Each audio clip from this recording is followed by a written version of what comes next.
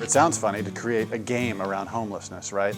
We see all these social games where people are spending a lot of their time tending virtual sweet potatoes or fencing virtual goods, and we thought, what if we took some of those same characteristics, the sort of immersiveness, the social sharing, the other things that make these social games a success, and actually use those same characteristics to raise awareness about a real issue. But I think in combination with something like this, where you can really almost feel what it would be like, or at least understand how easily this kind of situation can happen to a person. That's kind of why we wanted to do a game. It's a way for people out there sitting at their high-speed connection with a nice job and probably a little bit of money in the bank to feel what it's like to jump from where we're at to where somebody who ends up at a shelter's at. UMD came to us several years ago. The first thing we did for them was more of an awareness-driven campaign. It was about homelessness in general. It's easy to ignore or want to ignore or try to ignore the problem.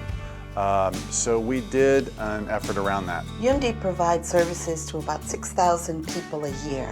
Of those, 4,500 of them are actually not homeless. They are people who are at risk of becoming homeless. We have experienced an increase in demand for all of our services. Sometimes people are only a paycheck or two away.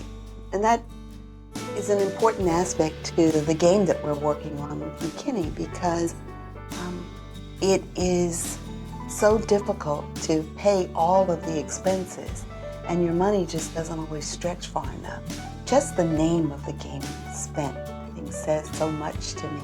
I love the name myself. I think it speaks to the nature of, yes, you're out of money, you're spent, but it also speaks to the nature of how people feel. You lost your job, your savings are gone, you lost your house, and you're down to your last $1,000. Can you make it through a month? I could not make it through a month. Can you make it through a month? So people hopefully are going to challenge their friends to see if they can do it.